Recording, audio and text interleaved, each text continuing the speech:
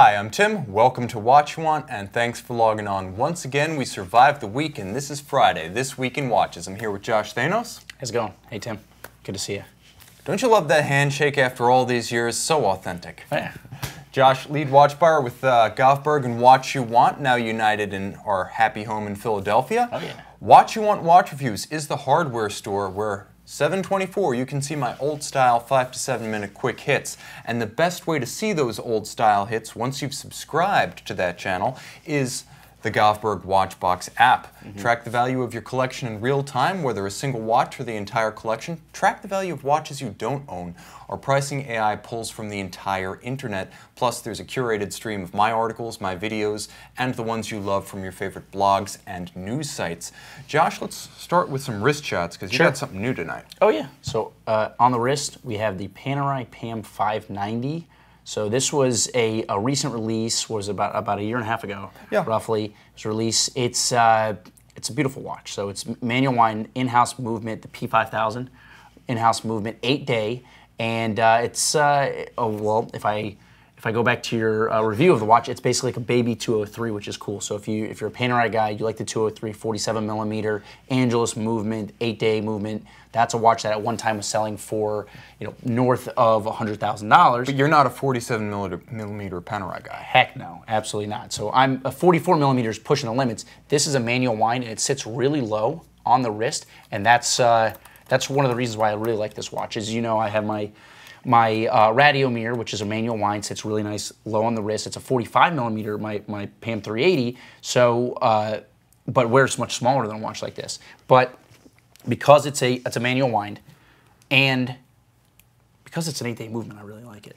And the price is right. These are watches that when they came out, they only made 1,000 of them. And we weren't sure where we were going to go with the market. The watches, they didn't lose a ton of value, but I think the retail value wasn't much more than like $6,000 or $7,000. It's a watch you can easily find for right around $5,000 right now. It's a good pickup, and it's a nice watch if you've got a collection of watches. Because with the 8-day movement, you just say, "Look, I'm going to wind it every Wednesday." You rotate it through your collection. You don't have to reset it. Yeah. And agreed. I've got a watch that should be an 8-day power reserve. This is my Jaeger-LeCoultre Grande Memovox. It's a perpetual calendar. It's an alarm. It's platinum. It's blue. I love it.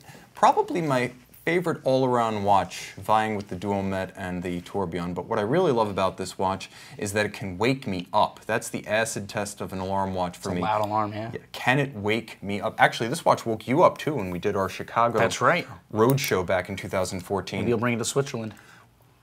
This was also the first watch I ever took to Switzerland. How long have you had it for? I bought this literally right before our Chicago trip. I remember your acquisition of this watch. I know you were looking for it for a few years, and it came up. And Tim, back to that. Yeah, I know that you're a very patient watch collector. In fact, I have a list of watches that Tim's looking for right now. I would love to buy them from Josh. Yeah, well, you can I'll help too. You find them. Yeah.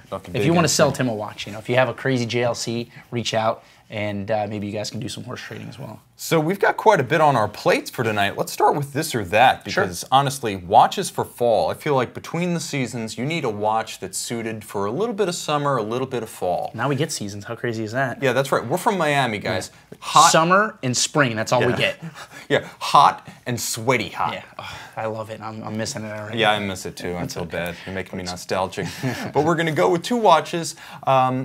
For late summer vacations, beaches, and baseball, fall baseball, or that period when summer yields to football and feasts and falling leaves. Watches for that occasion. Josh, we're doing the Omega Seamaster Aqua Terra 150 meters, new for 2017, against the also new TAG Heuer Autavia, a reborn 2446 Mark III from the 60s.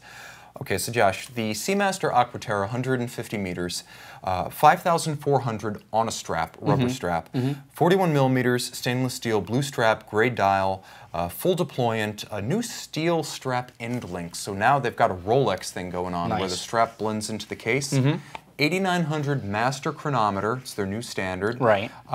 This is a 150 meter water resistant watch, but it's not a rotating bezel Seamaster. It's not. No, so the Aqua Terra line has always been somewhat of like an offshoot of their Seamasters, right? So it's a little bit of a dressier watch. It's going to have just like a regular steel bezel and a steel case, so it's going to look a little bit more plain. And that is my choice. This, by the way, is Tim's choice for Montauk and the Hamptons in late September. Makes sense. Something I used to enjoy in my youth. Now the TAG Heuer Autavia is $5,150 on a strap, right. but you can get it on a bracelet for $5,300, which is the way I recommend people get it. Yeah. And put it on a strap if you must, but for an extra, $150, get the bracelet, put it away. When the time comes to sell, you'll get better money. Yeah, makes sense. So 42 millimeters stainless steel, bidirectional. It's not a diving bezel. It's a motorsports bezel. Right. A brown strap that's being variously described as calf and camel. I'm thinking camel's probably the color, but if this is a true camel strap, the first I've ever seen. Yeah. Attractive strap in ABP Paris, maybe. Yeah, I mean, Don't make a strap out of anything. ABP Paris, yeah, offering animals we can't even import. Yeah. But not in this case, not on this watch. Sometimes human. Well, I mean, I guess for a price, anything could be arranged. Well, in Paris, yes.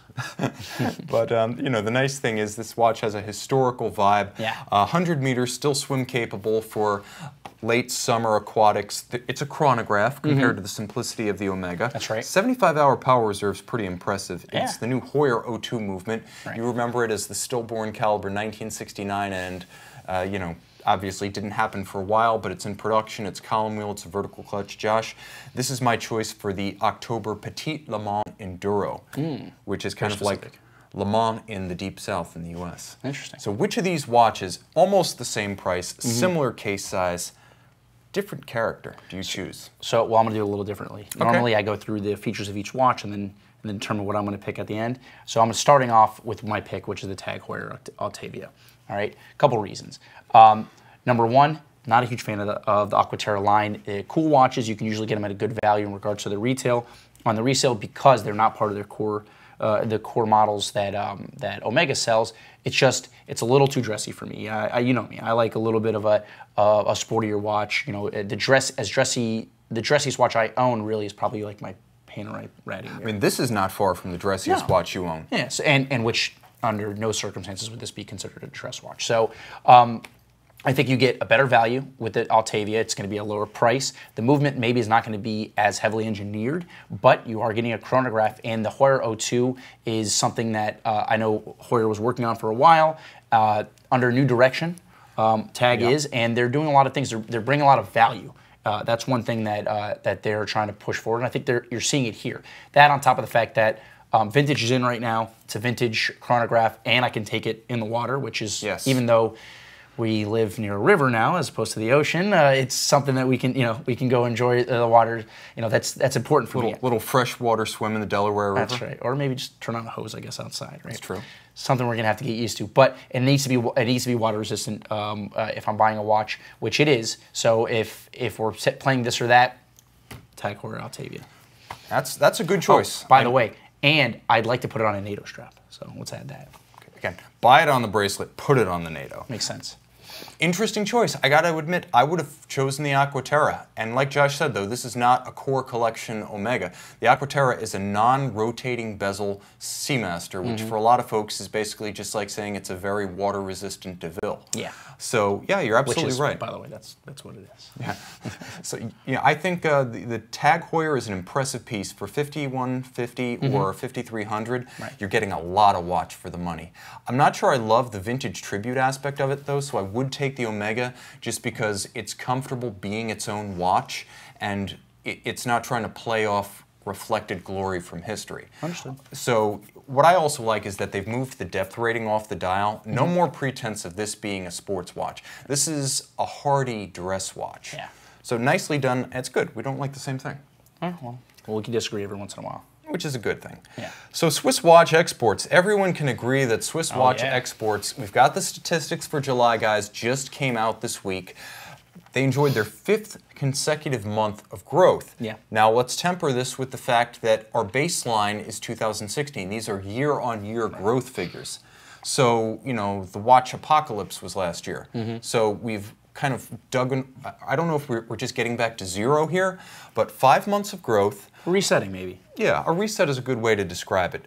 There's always going to be ups and downs in the market, The fact that the down is not continuing is a good sign. And by the way, down was continuous for 20 months, guys. It got bad. Yeah, but there's a lot of hope because the growth is not just continuous, but it's robust. Renowned watch hub Hong Kong leads all gainers in value and market share at 16.8% and 12% respectively. Deal. Yeah, and it's a big deal because mainland China had been strong. Hong Kong, right up through last month, had actually remained weak.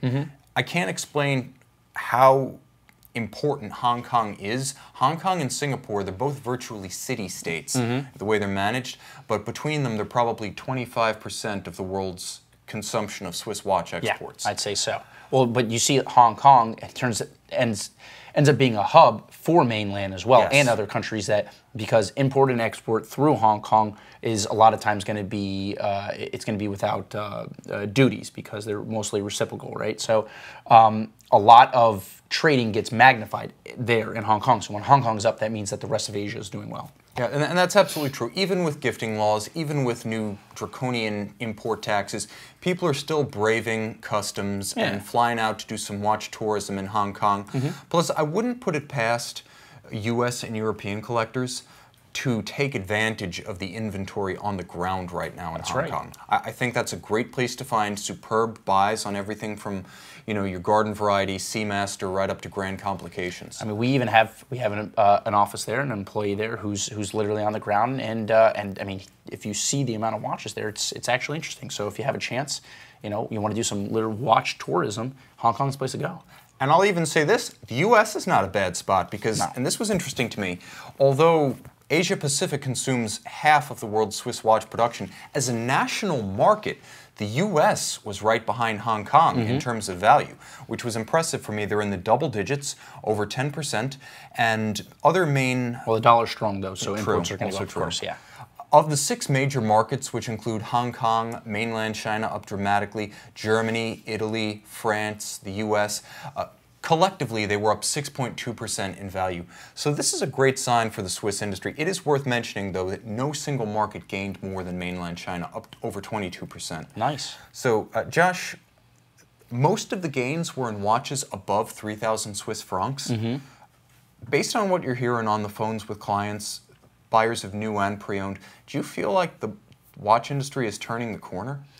I mean, it certainly feels that way. Obviously, for me and for the guys in our office, it's a little magnified, right? So it goes day to day. But yeah, I mean, I'll tell you, we had, it's August now. July was really strong for us. One of the strongest Julys that we've ever had. So if we can take that and magnify it that way, or take that as a sign, then yeah, it seems like things are picked up, especially as compared to last July. It was rough. You know, the sales during summer always go down for any type of, you know, consumer goods. Retail usually is a little bit down in the summer in the U.S. Things have been going strong for us, so we can assume that, you know, it's going strong for a lot of other. And that's a really great point, yeah. Because as Josh says, summer is just a weak time for watch sales. Yeah. Enough distance has passed. Sales for the most part. Yeah, the new model year novelties of SIHH and Basel World are no longer brand spanking new. There's a little bit of a wind-up as collectors wait to see what's coming out for the fall, because the fall is now an important release season. Pre-Basel, pre-SIHH, and late model year releases for 2017.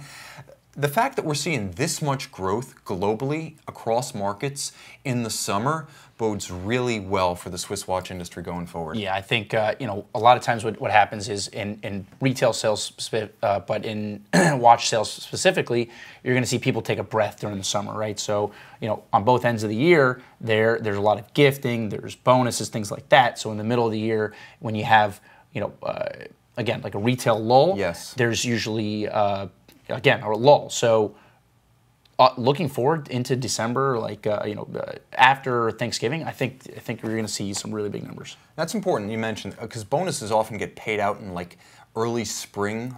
I mean, you see them like March, April. Right. And that's like the 2016 bonuses getting paid out then, in 2017. And people start to anticipate both the holidays and year-end bonuses in the fall. Right. So we're kind of between those two pillars of the watch industry. So we have a couple of questions coming through. It's always good to acknowledge the audience. Budget Watch Guy, Amark, 00 Sullivan, Robert Dixon, Mike, Eric Nielsen. Guys, welcome. Thanks for following us, longtime supporters all. We had a question about the Heuer Carrera 02 from Amark. it's a watch that is being delivered. I can confirm I've seen them in consumer hands. I don't think we've had any yet, the Heuer Octavia Tourbillon. We have not. Well, I believe this is the $15,000 tourbillon. Yeah. We do have one in the office now. And I have to say, we're impressed. I mean, they're on sale by order, and it's actually like TAG Heuer again. You know what Vacheron is doing. They're adding a lot of value to their brand. I think, like, you know, Yes, $15,000 is value for a tourbillon. Well, yeah, without a doubt. And obviously, and when you buy it pre-owned, it's going to have to go down too. So I mean, there's only going to be more value there. When you compare that to other tourbillons, it's going to make sense. What Heuer's doing, or TAG Heuer is doing, is seems like they're on the right track, right? I think at one point they were trying to go to the ultra high end, which would have been, in my opinion, death for them. With things like the Micro Terra, the V4 Monacos. It just didn't make any sense, right? Especially for their brand and their core consumer base. You know, TAG Heuer is a great place to start with your watch collection. A lot of guys do that, know that, and like even before I got into watches, I knew TAG Heuer, I knew Rolex, I knew like Cartier. Those are the names that non-watch people kind of know. Yes. And TAG Heuer is a great place to start in your watch collecting lifestyle, right? So. I think that Vacheron, being the genius that he is, kind of recognized that and decided, you know what we need to do is we need to instill more value into what we offer, right? So they started doing things like these big ceramic bezels, skeletonized dials, in-house movements, which... And the Heuer 01 is the best sub $6,000 Hublot Big Bang you can buy. That's right, like, 100%. You're getting a lot more for your money than when you go with the Big Bang. Yeah, without a doubt. And while the Big Bang, the steel and ceramic Big Bang is a great watch for them, I think it's like a 14-1 retail, tends to hold more value than any other models. I mean, if you compare it to the TAG Heuer 01, I mean, it just, the 01 even looks better in my opinion. And it feels better, and it feels sturdier. Absolutely. So it does feel like if you put them side by side, took off the name brands and asked me which one was which was a higher retail, I'd probably say the TAG. Yeah, and it's also worth mentioning they are hedging a bit. I mean, they're going with smartwatches. They're going with vintage reissues. You know, we've seen the Monaco. You know, we've seen the Octavia. We've seen very classically inspired Carrera references issued, and we've seen smartwatches, and we've seen watches like the Heuer 01, which is playing to that Hublot sensibility. I do feel at some point they're going to have to focus on one of these many paths they've chosen, but at the moment. Well, they're reinvesting in the Aqua Racer also, which was their core model for the longest time. So you see like ceramic bezels on the Aqua Racer too. And a very good price. Yeah. I think like it's the best price, really. At some point, I think they'll say we're going to be X, Y, Z. Right now, they're A through Z. But it's not a bad idea to throw everything up against the wall and see what sticks. That's right. Yeah. For their level of manufacturer that they are, you know, they have to be. There's a capacity that they have to hit. You know, you don't want to run the factory at less than capacity because that's you're losing money. And TAG Heuer is never going to be a Jean or Rolex. No, and they're not trying to be. They're not trying to be. Well, that's the point. You know, as long as they understand who they are, they can make funky watches. They can kind of make watches for everybody at what would be considered an entry level, even at like an entry. They have an entry level tourbillon. Right? Yeah, it's true. It's $15,000 is not a lot for a tourbillon. The TAG is a good one. It's a lot of money for a watch. But it's not for a tourbillon. It's not an artisanal tourbillon. You're not getting hand finishing here. No. What you're getting is a lot of mechanical refinement. So interesting comments coming through. Okay, Sequan Gottlieb, longtime friend of the house. What's up, Quan? Sequan, our old friend from Florida, is answering questions in the chat box. He's as good as a house Q&A service. I mean, anything you can ask, he can answer. Oh, yeah. So if I can't be in the chat box and Josh can't be in the chat box, CQ is not the next best thing. He's just as good. I'll give you a shout out. CQ was, when I first started at Watch You Want and I didn't have, you know, the depth of watch knowledge that I needed, he was sat with me every day and we talked watches constantly, and I'll tell you, I learned a ton from CQ. He's a really great guy. He calls himself CQ the watch guy, and that he is. So some comments coming through. I did get a note that not everyone's loving the faux lume on the Octavia. Eric Nielsen, the Octavia has faux lume, wish it did not. I agree with you. Yeah. Faux lume is something that has to die. I don't love vintage tribute watches, but fine, you can do them. People like them. They're well made in most cases, as long as it's not an effort to pass something off as, you know, an authentic vintage watch. That's more. That's not on the factory side. That's like something cheapskates would do on Chrono 24. This is a good trend if it gets people interested in watches, but please, faux lume's got to die. Now, getting back to our talking points of the night, I think it's important to mention that the sole oddity dealing with Swiss watch exports in the previous month was that precious metals and two-tone gold steel watches led all other categories of material in percentage of value and volume gained. Yeah, it's a head scratcher right there. Is this millennials getting into two-tone, or perhaps... Maybe. I mean, that's what I've heard, that millennials are into two-tone. I mean, we're of that like generation. What is it? The Tudor, the Black Bay two-tone is actually on my radar. I don't know. Not. There you go. Okay, validated. Okay. I mean, and I do love the blue ceramic two-tone Seamaster. It's yeah. Well, that's timeless. with the matte dial though. I don't like the new Sunburst style. So something that's on my radar. Yeah, just worth So mentioning. the answer, yeah, I guess you pegged it there. So some interest from millennials. There's also been talk that maybe in terms of gifting, two-tone is less conspicuous than solid gold in China. There are efforts to get around the gifting laws. The culture ultimately asserts itself. So a lot of speculation as to why two-tone and gold has suddenly found a resurgence, leading steel even in terms of percent growth for the last month. Is it an anomaly? I don't know. We'll see. You know, 1 month is not doesn't make a trend, right? From the Far East to our neck of the woods, the Northeast United States. Okay, today's new watches. This is an odd one, guys, for a couple of reasons. Remember, today's new watches are tomorrow's pre-owned watches, which means we love them. Yeah. So, with a colossal brawl breaking out between the New York Yankees and the Detroit Tigers last night. 3 of them, right? 3 bench clearing fights, I believe. Yeah, it was a hockey game played on a ball field. Hey, it was exciting. Most exciting baseball game I've ever seen. But fans can be forgiven for overlooking this particular new watch debut. I know that I did because I actually heard about this one from my dad. Okay. How bad do I feel that he heard about this before I did? And we got a picture of him playing his folk band there. Hey, Timmy. But the New York Yankees have issued a luxury watch in conjunction with Original Grain, a U.S. Pacific Northwest watch brand. They're not quite a watch maker in the strictest sense, but they're a watch brand. And the black and blue watch, Yankee Blue naturally, incorporates inlaid real wood from original 1923 Yankee Stadium bleachers. So this is a company known for wood inlaid watches, and they're using actual Yankee wood in Yankee colors. This is an interesting 42mm blackened stainless steel watch. It does come with a real ETA 2824 automatic, which I like, because everyone's using Sellita these days, and Sellita, you know, I'm not going to say they're not great, but they have variable quality compared to ETA. Yeah, they are not that bang-on perfect movement every time that ETA gives you. So I appreciate that there's a real ETA here. 2,008 pieces to correspond to the year that the original Yankee Stadium closed, and it is $1,850, or probably less than I'll have to spend when I send my JLC Torb back for a service, and also probably less than you'll spend on your lunch at Yankee Stadium. Yeah. So, reasonable pricing by Yankee standards, surprisingly well appointed with a wood inlaid bracelet, and a leather accessory strap, strap-changing tool, certificate of authenticity for the wood, and a hardwood display box that comes with it. Okay, and by the way, for those who want to spend a ton of money on their Yankee watch, you could probably still get the limited edition 88-piece Hublot Masahiro Tanaka Aerobang MT88 limited edition from 2015. Of course, that one came with a autographed jersey, but the 15,500 Tanaka version is probably only slightly more expensive than you'll spend on a round of beer, especially imported at Yankee Stadium. Josh, what do you think on sports figure and sports teams, like signature models? I mean, do they have universal appeal, or is it just for that one guy who's into the team? I'd say it has to be, the way that it's executed, I'd say that this watch has exactly no universal appeal.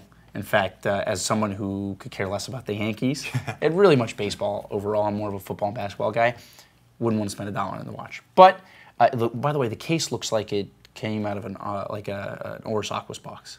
Yeah, I have to say, you're price competitive. You're price competitive now with stuff like, you know, an Ulysse Diver 65. So you could get a real watch for this money. Exactly. So, I mean, if you're a Yankees fan, you should definitely buy this, maybe 2. Otherwise, I'd say that this watch and a lot of very specific watches like this don't have universal appeal.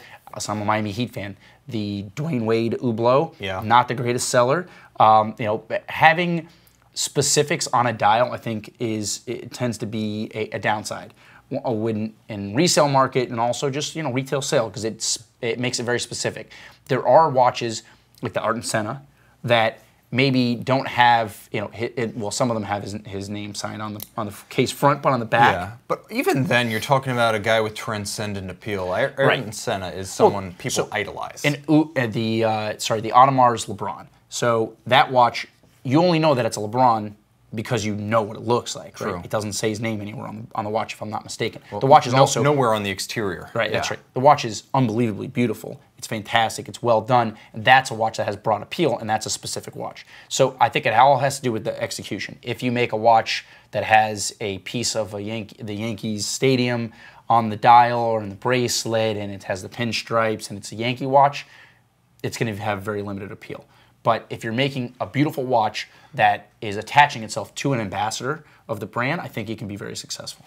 Yeah. So, in other words, I don't think this is going to have universal appeal. And I'll be honest, I did a little bit of background work on looking into original grain because I'd never really heard of them. And, frankly, that left me feeling pretty exposed because I'm supposed to know this stuff. Everything. But it seemed like their watches typically sell for between $160 and like $350. Ooh. So normally I wouldn't think $1,850 is too dear, but they definitely marked this thing up a couple of 100% with the Yankee Association. And I mean, that's a value proposition you have to make to yourself if you're really a Yankee fan or you're in love with this watch. Otherwise, you can get a lot of watch for $1,850. And this, like Josh said, probably has too specific appeal. Does this have a PVD bracelet? It does. That is just although it does come with a leather strap. Yeah, PVD. The time has come and gone. Yeah. That's very 2005. Okay, so new watches that don't involve a signature sports team. The Ulysse Nardin Moonstruck Worldtimer, a watch that should have been released about a week ago. Because well-timed follow-up to my previous discussion of watches that can portray a solar eclipse. This one can do that. It also shows you the position of the tides. It's 46 millimeters, 100 meter water resistant. It's from the Executive line that we've both said is neither here nor there in the Ulysse Nardin catalog. But any celestial, high celestial complication definitely belongs at Ulysse Nardin, and this is the legacy of Ludwig Axelin. Yeah, I mean, they can get rid of all the other executives besides this one. I think it's an awesome watch. Yeah. And the fact that it tracks the tides means that it's a fishing watch, and now I have a reason to buy it. There you go. It practically pays for itself. You land a couple of bluefin tuna off a Montauk Point, you can take 3 a day with a spear, you're good to go. Like I said, pays for itself. All right, let's get 2, write it off through the company, and go spearfishing. Deal? I think it'll be at least a month before they find that on our and call the authorities. Yeah, we'll have a month to catch those fish. All right, fair enough. Okay, 18-karat gold dial with blue lacquered C's, really quite beautiful. Caliber UN 106, 30 joules, automatic winding, silicone escapement, silicone hairspring, 50-hour power reserve. But what really sets it apart is that it portrays the constant orientation of the Earth, the Moon, along with the phases of the Moon, the Sun. It also gives you world time, and it's toggled, this world time function, using the plus-minus toggles from the celebrated Ulysse Nardin GMT plus-minus series. So it is very user-friendly and practical, adding a little bit of practicality to those romantic celestial complications, and there's even a date. 100 pieces in each metal, rose gold or platinum. And I have to say the pricing, all things considered, is not insane for a watch like this. $78,500 in rose gold. Okay. $99,300 in platinum. Yes, I acknowledge it'll probably sell in, I don't know, like $45,000, $65,000 respectively pre-owned. But it's not like you're shelling out $300,000 for this watch. Yeah, exactly. I mean, I'd say that if they had made 500 pieces of each, that'd be a big mistake. 100 pieces of each, there's probably a market for the watch. So pre-owned, there is obviously going to be devaluation, but it's not going to be like murderous. But I don't know, the watch looks just on the wrist. This looks super cool. Yeah, this is a cool-looking watch with a cool complication, and even if you never even if you never use the celestial complications, hey, it's got a date and world time. Yeah, it's a wearable watch. It looks funky. It's something different. If you don't want to buy a platinum Daytona, you can buy one of these. And you can get an accessory rubber strap, and it's 100 meters water resistant. So no, it's maybe not a sports watch, but with that kind of water resistance, yeah, you could absolutely swim with it. Maybe Nardin can send us one and we can go spearfishing with it. What good is a tides watch that can't go in the water? That's right. That would test be, it. that would be Census form. ironic. And irony is for hipsters, and we have none of those here. Oh, okay. All right. Well, in my neighborhood, a little bit, a few of them. Yeah, unfortunately, we are in. I live right next to Manayunk. You know what? But great barbershops and good food. That's true. Yeah. Okay, so you guys always yak about how I need to do more cost-effective watches, and you know what? You're not wrong. Yeah. So here's one that's cost-effective for you. I haven't seen pricing, but I'm estimating about $4,500 to $5,000. Breitling Chronospace Evo B60. Okay, Breitling, noted purveyor of chronometer-grade, thermocompensated, true luxury quartz, is issuing a user-friendly analog version of the firm's exclusive quartz chronometer caliber. That's right. So we love Breitling's aerospace. Yeah. Quartz Breitling's the best Breitlings to make. Have for a long time. The problem is the user interface, the multiple menus, and the impenetrable control situation on those watches scares away a lot of traditional, you know, spring and wheel luxury watch customers. Yeah. So with a conventional pusher set and a very conventional analog chronograph interface, this is a way Breitling is trying to get people, I think, comfortable with the super quartz idea, getting rid of digital displays, giving them conventional controls, and I think it'll offer a friendly face to open-minded collectors who are willing to consider luxury quartz on its merits. Yeah. 43 millimeters titanium, full bracelet. You can get either a black or a blue dial, which is to say they're very much with the current of the times. 100-meter water resistance, unidirectional bezel, so you can use it for some light diving. And you know, it has a one-tenth of a second chronograph, but also has split-second capability. And you know, the B60 is thermocompensated, 27 joules, watchmaker serviceable. It's a lifetime movement. Yeah. Okay, now let me ask you. Sure. Let's say this watch is, I don't know, $4,500 US. Right. Have they priced it too aggressively? Because I feel like it's a solid product that should sell. It's quartz though, so you know you really couldn't be asking more than that. I mean, so like what an aerospace right now, the 43 millimeter is going to be roughly in that range, right? Maybe a little bit less, closer to 4 than to 5. So I think that it's fair at a price around $4,500. And honestly, listen, I could have an entire collection of just quartz Breitlings. Honestly, like that could be, if you want to go through like a couple years of collecting and just, you know, not break the bank, you can buy, there's so many cool little watches you can buy from different eras and different sizes, different looks, and they're all going to run. You're never going to have to wind them. You're never really going to have to set them or reset them. And once you learn how to use it, like my aerospace, which I almost know how to use, it's an awesome watch. It's okay, I'm there for you. Yeah, exactly. It's an awesome watch. So I'd say that this is on the plus side. The more quartz watches that they make, I think the better. They're really cornering the market. We've talked about this many times before. Yeah, nobody's making a really good quartz watch. I mean, other than FP Journe with the Elegant, it's FP Journe and it's Breitling leading the pack in luxury quartz. Yeah, I know there's a reborn X33 series, but it doesn't capture the magic of the original, in my opinion, and they've made it too complicated for its own good. I dread the day I have to get on the phone with a customer to explain how to offset the time from GMT. I mean, never mind. If you call me about that, I'm putting him on the phone. Yeah, like that is going to be the most involved and protracted client discussion I've ever had. So it's Breitling and it's FP Journe. You can set with your cell phone. Yeah, like that's a good idea. That's how one of these things should be set. Use a cell phone interface. Yeah, it's Exospace, man. It's a freaking cool watch. You know, if it wasn't so damn huge, I'd probably own one. Yeah, good point. It is a huge watch. It's too big. So the bottom line is, Breitling, you could have a good thing going. We're comparing you to, well, we're not comparing you, but we're mentioning you in the same breath as FP Journe when we talk about luxury quartz. Sync the shop. Yeah. Get the pricing right. Okay. Got the layup right there. So we got kind of a special feature. Sure. Multiple outlets this week have featured the new 42mm titanium Icon Doozy Jump Hour watch. Okay, this is a nice watch, and I admire the fact that the guy is a watch collector and a car aficionado, because I'm both of those things. And he wanted to create his own watch, so he had it white label built for him. It's got an ETA caliber and a DD module in it, a DD 14400 and I think an ETA, I want to say 2824 in there. Okay. But the bottom line is that because this has been covered, I don't want to retrace those tracks. Rather, I'd like to use this as a pivot point to recommend my favorite jump hour watches at a price point for everyone. Again, we get sometimes corrected by those who view us online and called to account for only featuring the ultra haute de gamme and expensive. Here you go, guys. This one's for you. A jump hour for every budget. Okay, so the Vacheron Constantin Saltellero. This was an interesting one. Saltarello, my mistake. So this was reference 43041. It came out in 1997, and the Saltarello was an interesting combination of a jump hour and a retrograde. A watch that is achingly beautiful, even if it does look a bit like a bathroom scale.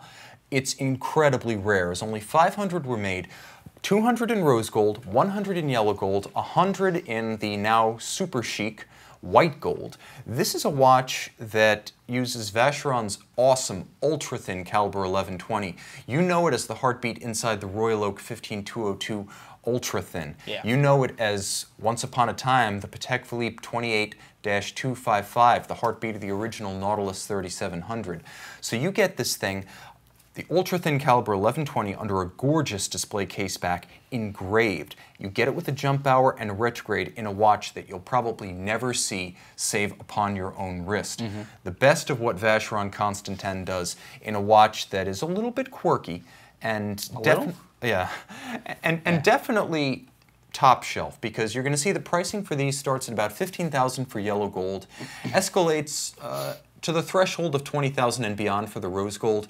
The white gold examples are going to sell between $30,000 and $35,000. So this is a true haute de gamme, Geneva seal luxury watch. Yeah. But again, with the quirkiness of a jump hour. Yeah, it's funky. So now, Josh, one we've encountered a couple of times, Yes. and we actually have one in stock now, but the Bulgari Octo by Retro. Yeah. Now, this is a watch that was sort of a refugee from the Gerald Genta Daniel Roth acquisition. Bulgari bought them in the early 2000s, and they have a manufacturer in Le Sentier that specialized in specialized modules that are retrograde and jump hour.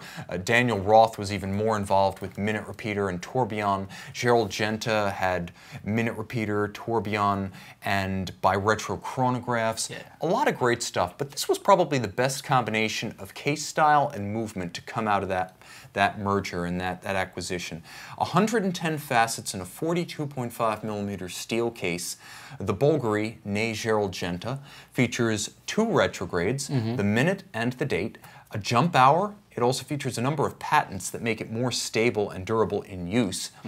You get a very sharp-looking combination Girard-Perregaux Gerald Genta GG7722 automatic movement with what they call an old gold engine turn finish. That's pretty neat. So you're getting an in-house caliber from Gerald Genta Bulgari, and you're getting a base movement from Girard-Perregaux. To me, that's a pretty sound pedigree. Rare jump hour that can get wet. Steel case, rubber strap, ceramic bezel, 100-meter water resistant. Definitely a sports watch. And it looks the part of a sports watch. Yeah, it's big, it's bulky, it's in line with like how a Panerai wears. Yeah, I would say that. It wears a little bit big, but I can wear it and my wrist is spindly. Yeah, well, because the case, the way that the case chamfers and the lugs are essentially part of the case, yeah. Exactly. It's a Gerald Genta design. What can we say? That's right, yeah. It does a great job of integrating the strap lines and the case lines. Yeah. Now, there is a gorgeous Brazil limited edition, 50 pieces, Champlavé with lacquer filling in the engraved or evacuated parts of the Champlavé dial. Josh, tell us a little bit about this one, because we've had this watch twice. Yeah, we have actually, and we've actually done pretty well with it. It turns out to be, because it is, the colors, like you don't have to like Brazil in order to like that watch. The colors pop, and if you like Genta designs and you like a funky watch, like it plays right into it. It's just like the arenas. The arenas, exactly. Those arenas that you can pick up really cheap, super cool. I've had one in my collection before, moved it out. Like this kind of is a placeholder for an arena if you can't find one. Yeah, this is a watch that brings everything together. Yeah. Color. It's colorful, it's fun, it's cheerful. Brazilian flag colors since 1889. It is a FIFA 2014 Brazil limited edition of 50. There's nothing other than the color that would tip you off, though, on the front of the watch. That's right. And so this is an example of how to do a special limited edition very well that has broad appeal, because I could have never heard of Brazil or FIFA and still really love this watch. Yeah, it's a handsome watch. It's a fun-loving, summery watch. Again, in the 11th hour of summer 2017, this is a great watch to finish strong, guys. Yeah. These sell for between $9,500 and $10,500 pre-owned. Original retail was about $18,000. Bargain hard, you might be able to get one for $9,000. Yeah. So, okay, moving down the scale once more, this is a oldie but a goodie, the Chronoswiss Delphis. Jump hour, retrograde, regulator, automatic, And this is a watch that came out in 1996 and quickly became a signature model for Chronoswiss out of Germany. I know, yes, Chronoswiss, but because they work in the Swiss tradition, based out of Germany. The name of the company was an homage. So you're really looking at a watch designed with a German sensibility as it relates to Swiss watch design. You've got the coined bezel, you've got the straight lugs, you've got the screws holding the strap in, you've got the ornate guilloche, right? In this case it's stamped guilloche dial. But hey, we just showed you a $35,000 Vacheron retrograde jump hour, and now we're showing you one that you can get for about, I would say, $4,000 to $5,000. Yep. This is a lot of watch for the money, Josh. We've had this before. What was your impression? Yeah, I mean, Chronoswiss is an interesting brand. It's one of those very fringe brands, so it doesn't really trade very well. But you tend to get a lot for your money when you get a watch like this. Servicing them might be a bit of an issue. But you know, the good news, Chronoswiss is still around, so you can have them serviced. Yeah, so you can send it to Chronoswiss and see how long that takes to get back. But not the trash brand. They're funky, they're cool. They tend to do like weird things with their watches, right? They're non-conformist. But it's funny because out of all the retrogrades that we're talking about, this one seems the most conformist. It seems like this is the one where if you see it on the wrist, you're not going to realize it's a retrograde until it's too late, right? True. This is one maybe 38.5 millimeters, a little lower in profile, more classically styled. I've reviewed this watch on my various YouTube channels. I have an empire now, and I've enjoyed my time with this watch on the wrist. The blue dial and the black dial variants are the ones to shoot for, and again, you're not going to be paying a big price premium for those. They're still in that $4,000 to $5,000 range. It's an Enocar 165 base with Chronoswiss's module on top, and overall, I have to say this watch is a great buy. Again, you're looking about $4,000 to $5,000, and there's good selection online. Finally, for those who are interested in bargains, with a pedigree, the Jean Marcel Mystery Hour Sautant, the Heure Sautant. Diamonds are not necessary, even though they are on the example I pictured, because it's a rare watch, 42 by 32, 10 millimeters thick in stainless steel. It wears like a reverso grand tie on the wrist. So if you're familiar with those, that's how it wears. Cool lacquered globe dial is the one to get. Again, you've got a little bit of the Champlavet appeal of the Bulgari, albeit with a much more accessible price point.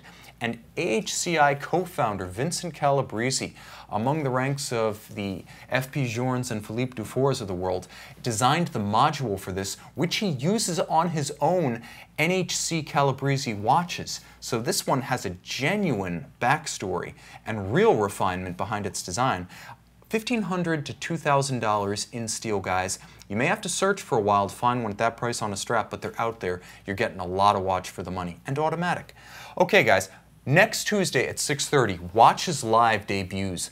This is going to be a first for us, featuring Govberg Sr. and Brian Govberg.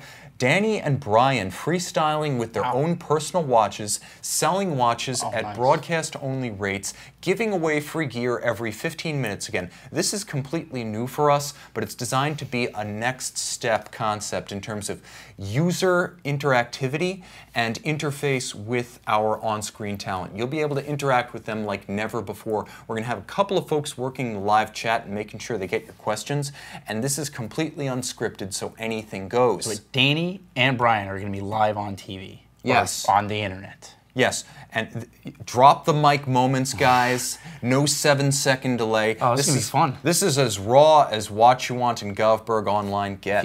If you know either of these guys, you know this is going to be very fun. Yeah, and believe me, we're bringing on the marquee names. This is not going to be my old, hey, I got a catalog, who wants it type swag. This is stuff you'll actually want. 6:30 next Tuesday. It's going to be on our Govberg channel, guys. So if you haven't subscribed to Govberg, on YouTube, subscribe. You'll get the notice when it goes live. And the best way to get the notice... Open the new tab now. Exactly. Subliminal messaging. We're working on that. But the best way to get the notice is to download our Govberg Watchbox app on govbergwatches.com. Tab in the header, go straight to the page. We have it for iOS and Android, guys. Thanks for joining us. Josh, thanks for being with me. Thanks, Tim. Again, handshake. I'm Tim. He's Josh. They're the three amigos. She's Sue. This is my new studio. We're What You Want, and thanks for logging on.